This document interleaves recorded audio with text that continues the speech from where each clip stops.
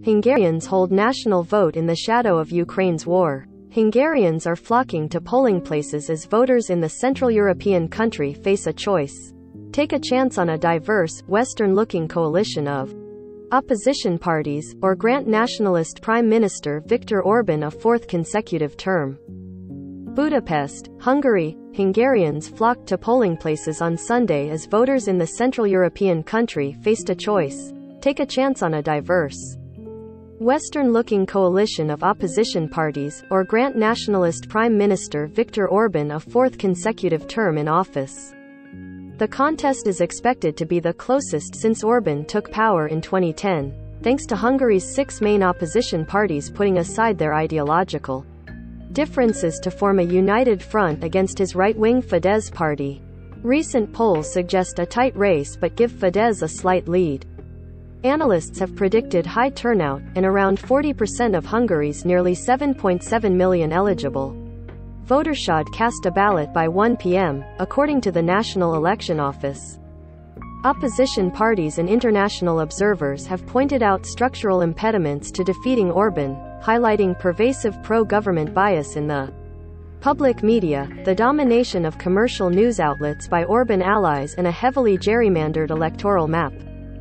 The Organization for Security and Cooperation in Europe sent a full observation mission to Hungary to monitor Sunday's election, only the second time it has done so in a European Union country. Speaking at a polling place in a wealthy Budapest neighborhood, the head of the OSCE mission, Ambassador Gillian Sturck, said the group's assessments would be based in the facts that we observe, from what we see and what we hear. So we don't come with any kind of preconceived ideas. Gabor Somogy, a 58-year-old marketing professional, said after voting that he believes that Hungary's media environment favors Orban and Fidesz, and has made the election unfair. I really count on the monitoring. It's fine, I'm happy with that. But I don't really believe the election will be clean enough. Even the campaign was not clean enough, Somogy said. Yet despite what it calls an uneven playing field, the six-party opposition coalition, United for Hungary, has asked voters to support its efforts to introduce a new political culture in Hungary based on pluralistic governance and mended alliances with the EU and NATO. The coalition's candidate for Prime Minister, Peter Markizai, has promised to bring an end to what he alleges as rampant government corruption, and to raise living standards by increasing funding to Hungary's ailing healthcare and education systems. After voting along with his family in his hometown of Hódmezővásárhely, where he serves as mayor, Markizai on Sunday called the election an uphill battle, due to Fidesz's superior economic resources and advantage in the media, but he knows there are more people that want change in Hungary. We are fighting for decency, we are fighting for the independence of the judiciary and the rule of law in Hungary, Markizai said.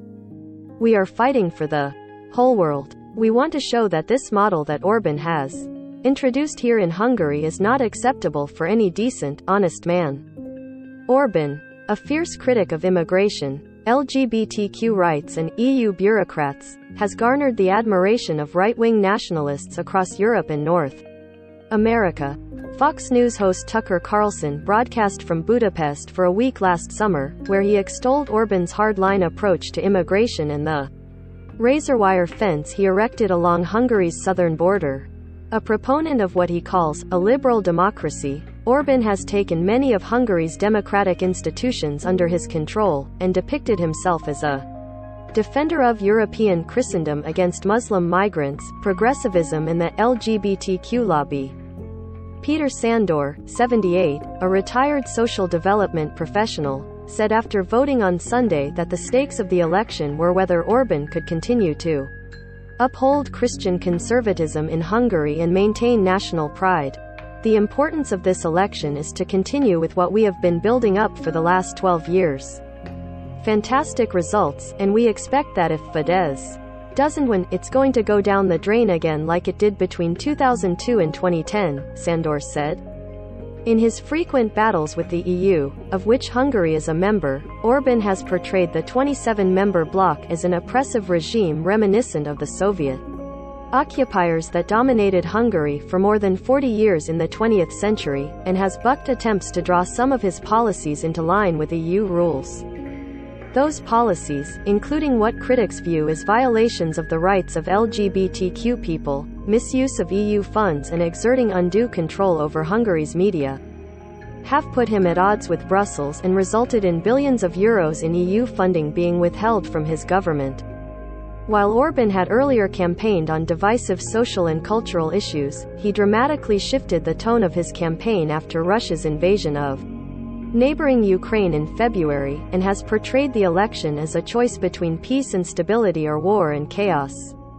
While the opposition called for Hungary to support its embattled neighbor and act in lockstep with its EU and NATO partners, Orbán, a longtime ally of Russian President Vladimir Putin, has insisted that Hungary must remain neutral and maintain its close economic ties with Moscow, including continuing to import Russian gas and oil. At his final campaign rally on Friday, Orbán told a crowd of supporters that supplying Ukraine with weapons, something that Hungary, alone among Ukraine's EU neighbors, has refused to do, would make the country a military target, and that sanctioning Russian energy imports would cripple the economy. "This isn't our war, we have to stay out of it," Orbán said.